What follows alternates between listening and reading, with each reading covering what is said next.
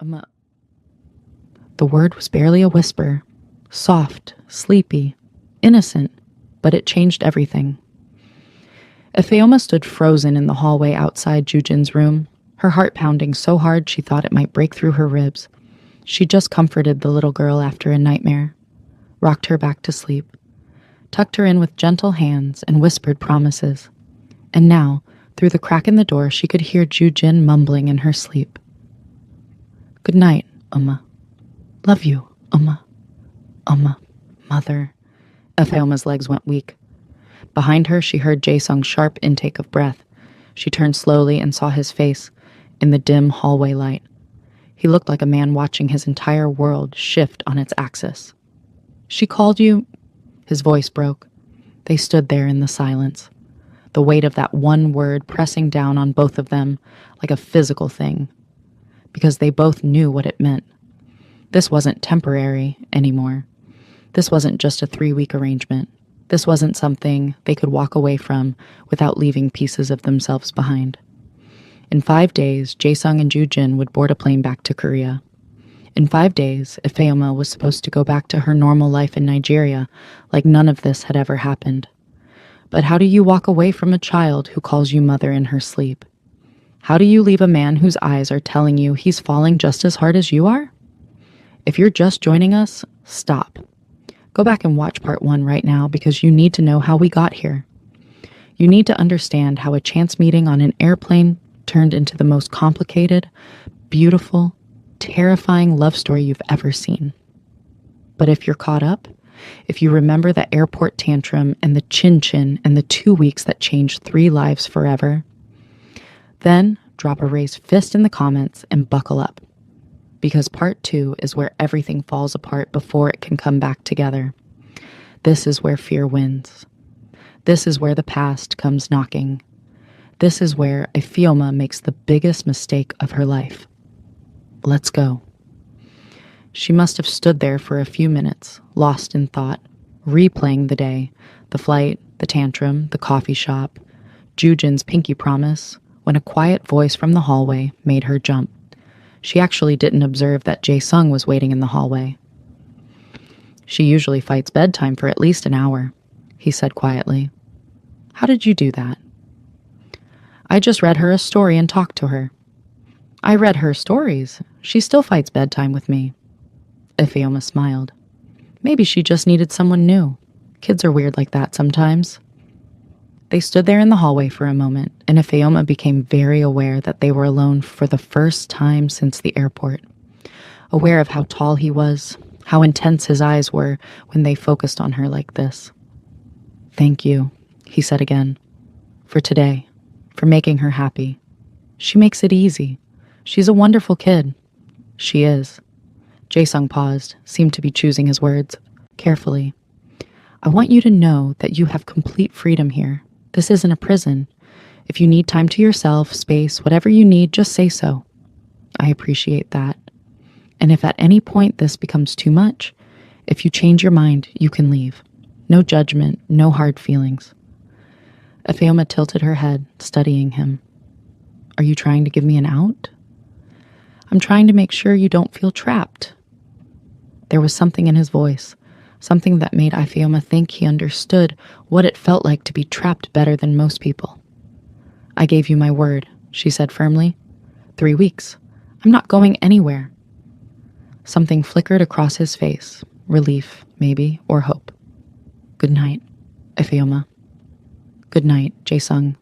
She went to her room, closed the door, and leaned against it.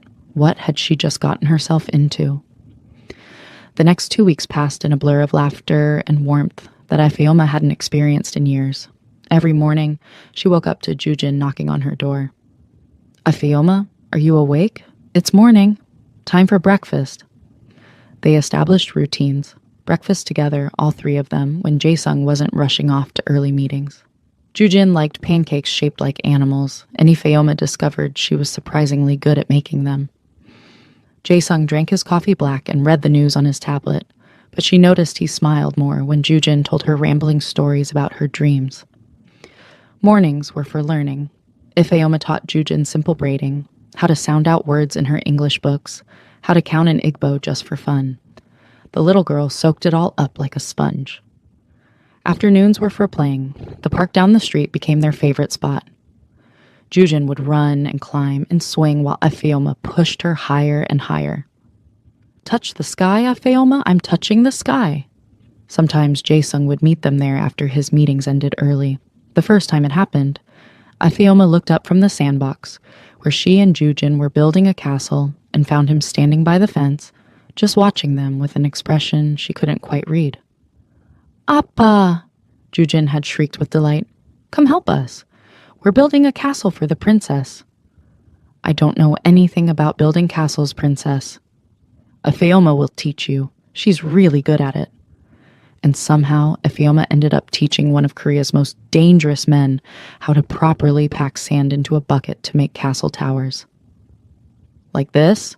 he asked, concentrating on the task with the same intensity he probably brought to his business deals. "Perfect. Now flip it over gently." He did, and the tower held its shape. Jujin cheered like he'd just performed magic. The look on his face, that small, proud smile, did something strange to Ifeoma's heart. Evenings became her favorite time. Dinner together. All of them. Jujin insisted they all had to be at the table. No phones allowed, which was apparently a new rule she just invented. "We're a family at dinner. Time," she announced seriously. "And families talk to each other." Jae-sung and Ifeoma had exchanged glances over her head, but neither of them corrected her. They talked about everything and nothing. Jae-sung told stories about growing up in Seoul, carefully edited for a 5-year-old audience.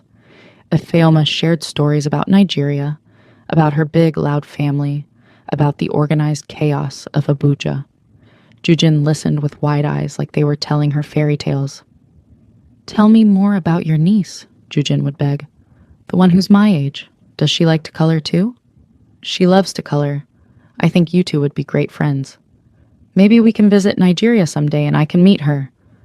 Ifeoma's chest tightened every time Jujin talked about the future, like it was a given that they'd all still be together. After dinner came bath time, story time, tucking Jujin into bed. And then, those quiet hours when Jujin was asleep, and it was just Ifeoma and Jae-sung. They'd somehow fallen into the habit of having tea together in the living room. Not every night, but most nights. They talk about their days, about Jujin, about nothing in particular. Ifeoma learned that he took his tea with honey, that he had a younger sister back in Korea he worried about, that he'd built his business from nothing, though he still never specified exactly what that business was, that he loved his daughter more than anything in the world, but sometimes felt like he was failing her. "You're not failing her," Ifeoma had told him one night. "She's happy. She's loved. That's what matters. She's happy now, because you're here. What happens when you leave?" The question hung in the air between them, heavy with things neither of them wanted to acknowledge. "We'll figure it out," Ifeoma had said, even though she had no idea how. Jae-sung learned things about her too, that she was a nurse back in Nigeria, but had been considering going back to school, that she loved to read but never had enough time, that she'd wasted 12 years on someone who didn't deserve her, though she didn't give him all the details. "He was a fool," Jae-sung said simply when she mentioned Chidi in passing. "You don't even know what happened." "I know enough. Anyone who had you and let you go was a fool." The way he said it, so matter-of-fact and certain, made Ifeoma's breath catch. The tension between them grew slowly, like water heating degree by degree. Stolen glances across the dinner table, hands brushing when they both reached for something at the same time, the awareness of him in a room, even when she wasn't looking. She noticed things she shouldn't notice, the way he rolled up his sleeves when he was working from home, the rare, genuine smiles he gave when Jujin said something funny, the protective way he touched his daughter's head when he kissed her goodnight, the intensity in his eyes when he looked at Ifeoma, and she was pretty sure he noticed things about her too, the way his gaze would follow her when she moved around the room, how he'd watch her with Jujin with an expression that looked almost like longing, the way his voice got softer when he said her name, but neither of them crossed that invisible line, because this was temporary. because she was essentially his employee. Because it would complicate everything. They were very, very careful until they weren't. It happened on day 12. Ifeoma was in the kitchen making Jujin's favorite banana bread when Jae-sung came home early from his meetings. She heard him come in, heard him talking quietly to someone on his phone in Korean. Yes, it's done. We can return to Seoul in 5 days. Everything is finalized. 5 days. They had 5 days left. Ifeoma's hand stilled on the mixing bowl. She'd known this was coming. Of course she'd known. 3 weeks, they'd agreed. 3 weeks and then they'd all go back to their separate lives. So why did hearing it said out loud feel like someone had reached into her chest and squeezed her heart? Something smells good. She jumped. Jae-sung had entered the kitchen so quietly she hadn't heard him. Banana bread. Jujin requested it. Of course she did. Where is she? Napping. She insisted she wasn't tired, but she fell asleep on the couch 10 minutes into her movie. Jae-sung smiled. That sounds like her. He moved to stand next to her at the counter, close enough that she could smell his cologne. Can I help? You want to help me bake? Why not? I can follow instructions. So she taught him how to measure flour properly, how to mix wet and dry ingredients separately, how to test if the batter was the right consistency. They worked side by side in comfortable silence, and Ifeoma tried very hard not to think about how domestic this felt, how right it felt. I heard you on the phone, she said quietly. 5 more days? His hands paused in there, measuring. Yes, the deal finalized early. We could leave sooner, but... He trailed off. But I told them we'd stay the full 3 weeks. Jujin deserves that. Ifeoma deserves that, his tone seemed to say. What happens after? She asked, even though she knew she shouldn't. After we all go back? Jae-sung was quiet for a long moment. I don't know. I'll need to find another nanny. Jujin will adjust, eventually. Will she? He met her eyes, and the pain in them was stark. She has to. That's not an answer. It's the only answer I have. His voice was rough. What else can I do, Ifeoma? Ask you to uproot your entire life? Move to Korea? Give up everything for people you've known for 2 weeks? You could stay here, she whispered, and immediately regretted it. I can't. My business, my life, everything is in Korea. Jujin's school, her doctors, my family. I can't just... He stopped, closed his eyes. This was supposed to be simple. 3 weeks. Temporary help. Why doesn't it feel simple anymore? Ifeoma's heart was racing. They were standing too close. She should step back. She should change the subject. She should remember all the very good reasons why this was a terrible idea. Instead, she said, because somewhere between the airport and right now, this stopped being about just helping Jujin. Jae-sung's eyes opened. He was looking at her with such intensity that she forgot how to breathe. Ifeoma... A crash from the living room made them both jump. I'm okay, Jujin's voice called out. I just knocked over the lamp. It's not broken. The moment shattered. Jae-sung stepped back, running a hand through his hair. I should... He gestured toward the living room. Yeah, go. He left, and Ifeoma stood alone in the kitchen, her heart still pounding. This was getting complicated. This was getting so complicated. She finished the banana bread mechanically, her mind spinning. Put it in the oven, set the timer, cleaned up the counter. She was wiping down the mixing bowl when she heard footsteps behind her. Jae-sung was back. But something was different. His controlled mask was cracking. She could see it in the way his shoulders were tight, the way his jaw was clenched, the way his hands were shaking slightly at his sides. Jujin's fine, he said quietly. Just knocked over a lamp. Nothing broke. That's good. Silence stretched between them. Heavy, loaded. I can't do this, he said suddenly. Ifeoma turned to face him fully. Can't do what? Pretend. Keep my distance. Act like you're just the nanny. He ran a hand through his hair, completely destroying the perfect styling. Act like I'm not falling apart at the thought of you leaving in 5 days. Her breath caught. Do you know what my life was like before you walked into it? His voice was rough, raw, in a way she'd never heard before. Empty. I woke up, went through the motions, took care of my daughter, handled my business, went to bed. Every single day exactly the same. No color, no warmth, just existing. He took a step closer. Jujin's mother left when she was 3 months old. Just walked out one morning and never looked back. Said she couldn't do it anymore. Couldn't love a child she never wanted. Couldn't love me. His laugh was bitter. Before her, there were others. Women who wanted my money, my power, my connections. Women who smiled at me and whispered sweet things, but disappeared the moment life got hard. Another step. I told myself it didn't matter. Told myself I didn't need anyone. That as long as I had Jujin, I'd be fine. I built walls so high nothing could get through. His eyes locked on hers. And then you happened. Efeoma's heart was breaking with every word. You walked onto that plane with your beautiful smile and your warm heart, and you didn't want anything from me. You just saw my daughter. Saw her as a person worth knowing, worth loving. And somewhere between the chin-chin and the airport tantrum and these past 2 weeks, you broke through every single wall I'd built. His voice cracked. I'm falling in love with you, Efeoma. No, that's a lie. I've already fallen. Completely. Terrifyingly.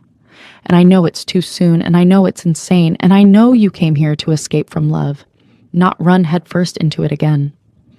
He was standing right in front of her now, close enough that she could see the desperation in his eyes. But I'm begging you, don't leave. Don't be another person who walks out of my life. Don't be another person who makes me believe in something beautiful and then takes it away. Tears were streaming down Efeoma's face. I know Chidi hurt you. I know he wasted 12 years of your life. I know he made you afraid to trust anyone again. Jae-sung's voice dropped to a whisper. But I'm not him. I will never be him. If you stay, if you give me a chance, I will spend every single day proving that you made the right choice. Jae-sung, I'll give you everything he never did. Marriage, commitment, a family that actually wants you. A man who wakes up every morning grateful that you exist. His hands were shaking. I'll move to Nigeria if that's what you need. I'll split my time between countries. I'll learn Igbo. I'll do whatever it takes. Just please, please don't leave me too. The last words came out broken, and Efeoma saw it then, saw past the controlled exterior and the dangerous reputation and the expensive suits, saw the scared little boy who'd been abandoned over and over, saw the father who'd do anything for his daughter, saw the man who'd finally let his guard down and was terrified she'd destroy him for it. I'm scared, she whispered. I know. So am I. I'm absolutely terrified. He reached up slowly, giving her time to pull away, and cupped her face in his hands. But I would rather be terrified with you than safe without you. Can you say the same? She opened her mouth to answer. A sleepy voice drifted from upstairs. Appa, where are you? I had another bad dream. Jae-sung closed his eyes, fighting for control. When he opened them, the vulnerability was still there, but the walls were starting to come back up. I should go, Efeoma finished. She needs you. He nodded, started to walk away, then turned back. Think about what I said. Please, just think about it. Then he was gone, heading upstairs to comfort his daughter. And Efeoma stood alone in the kitchen, her heart in pieces, tears on her face, and a choice looming in front of her that would change everything. Drop complicated in the comments if you can feel the tension building. We're almost at the end of part 2, and trust me, you are not ready for what's about to happen. That night, after Jujin was asleep, Efeoma lay in her bed, staring at the ceiling. 12 days. She'd been here for 12 days, and somehow this family had worked their way into her heart in a way she hadn't thought possible. Jujin with her endless questions and her purple skies, the way she reached for Efeoma's hand automatically now, the way she'd started calling her my Efeoma instead of just Efeoma, and Jae-sung. Dangerous, controlled, intimidating Jae-sung who smiled at his daughter like she hung the moon, who made terrible sandcastles and learned to braid hair and listened to Efeoma's stories about Nigeria like they were the most important things he'd ever heard. She'd come to South Carolina to forget about love, to heal from Chidi's betrayal, to protect her heart. Instead, she was falling, hard and fast and completely terrifying. And in 5 days, it would all be over. She must have finally fallen asleep sometime after midnight, because the next thing she knew, there was a gentle knock on her door. Ifeoma? Jae-sung's voice quiet and urgent. Ifeoma, I'm sorry to wake you, but Jujin is having a nightmare. She was out of bed and across the room in seconds, not even bothering with her robe. Jujin's room was dimly lit by the moon nightlight. The little girl was thrashing in her bed, crying in her sleep. No, don't go. Please don't leave me. Everyone leaves. Ifeoma's heart shattered. She climbed into the bed and gathered Jujin into her arms, holding her close and rocking her gently. Shh, sweetheart. I'm here. I'm right here. Ifeoma? Jujin's eyes opened, disoriented and filled with tears. I'm here, baby. You were having a bad dream. Jujin clung to her, her small body shaking. You were leaving. Everyone was leaving, and I was all alone, and... I'm not leaving. Not yet. I'm right here. Promise? I promise. Ifeoma held her, rocking slowly and humming softly until the little girl's breathing evened out and she fell back asleep. Only then did Ifeoma look up and realize Jo-sung was still there, standing in the doorway. The light from the hallway silhouetted him, but she could see enough of his face to recognize the expression. Gratitude, pain, and something else. Something that looked like longing. She carefully laid Jujin back down and tucked the covers around her, then tiptoed out of the room. Jae-sung closed the door quietly behind them. They stood in the hallway, and Ifeoma was suddenly very aware that she was in her pajamas, her hair wrapped in her nighttime scarf, no makeup, completely vulnerable. Thank you, Jae-sung said quietly. She wouldn't let me comfort her, just kept crying for you. She's scared. She knows we only have 5 days left. I know. He looked wrecked. I don't know what to do. How to prepare her for me leaving. Ifeoma's voice cracked slightly. How do you prepare a 5-year-old for another person walking out of her life? They stared at each other in the dim hallway. I can't do this, Ifeoma whispered. I can't pretend this is just a job anymore. I can't pretend that walking away in 5 days won't destroy me too. Ifeoma, I came here to forget about love, to protect myself from getting hurt again, and instead She stopped, pressed her hand to her mouth. Instead you what? His voice was rough. Instead I fell in love with your daughter, and maybe with you too. The words hung in the air between them. Jae-sung closed his eyes like he was in pain. When he opened them again, they were burning with intensity. I've been trying so hard not to feel this, he said quietly, trying to keep distance, trying to remember this was temporary, professional. But every time I see you with Jujin, every time you smile, every time you... He took a step closer. I can't stop thinking about you, about what it would be like if you stayed. Not for 3 weeks. Forever. Ifeoma's breath caught. Jae-sung, I know it's impossible. I know the logistics are insane, but A small voice interrupted them. Amma. They both froze. The sound had come from Jujin's room. Ifeoma's hand was shaking as she slowly pushed the door back open. Jujin was still asleep, curled on her side, but she was smiling now, and she was mumbling very clearly in her sleep. Good night, Amma. Love you, Amma.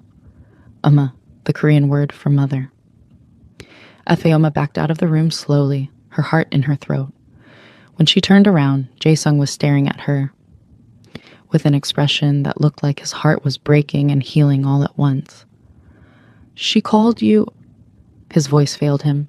I heard. Ifeoma's eyes were burning with tears. Jae-sung, I can't let her call me that. I can't let her think I'm her mother when I'm leaving in 5 days. It's not fair to her. It's not. Then don't leave. The words landed between them like a bomb. What? Jae-sung stepped closer, and there was something desperate in his eyes now. Something raw and unguarded. Don't leave. Stay. Come back to Korea with us. Or I'll stay here. I'll figure something out. I don't care about the logistics anymore. I just know that I can't. His voice broke. I can't lose you. Jujin can't lose you. Please. Ifeoma felt tears streaming down her face. This was everything she'd wanted. Everything she'd been afraid to even hope for. And it terrified her completely. I need to think, she whispered. This is too much. It's too fast. I need to think. Pain flashed across his face, but he nodded. Of course. Take all the time you need.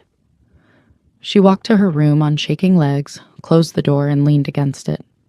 Her phone was on the nightstand. Without thinking, she picked it up. There was a text message, waiting, from Chidi. Chidi, I can't stop thinking about you. I made a terrible mistake. The worst mistake of my life. I'm booking a flight to South Carolina. Please don't block me. Let me see you. Let me explain. I love you. I've always loved you. And just like that, her past and her present collided. She had 5 days to make a choice. Go back to what she knew. What was safe. What was familiar. Or jump into the terrifying unknown with a man and a child who'd somehow become her whole world in just 2 weeks. She slid down the door until she was sitting on the floor, phone in her hand, tears on her face. What do I do? She whispered to the empty room. No one answered. To be continued in part 3. Drop stay if you want Ifeoma to choose Jae-sung and Jujin. Drop run if you think she should protect her heart. And drop a raised fist. Be sheer if you're emotionally wrecked right now because same. Part 3. The finale is coming. And I promise you, things are about to get messy. Chidi is on his way. Jae-sung is ready to fight. And Jujin? That little girl is about to break all of our hearts. Like this video, subscribe if you haven't already, and turn on notifications so you don't miss part 3. Where are you watching from? Let us know in the comments. We'll see you in the finale. See you soon.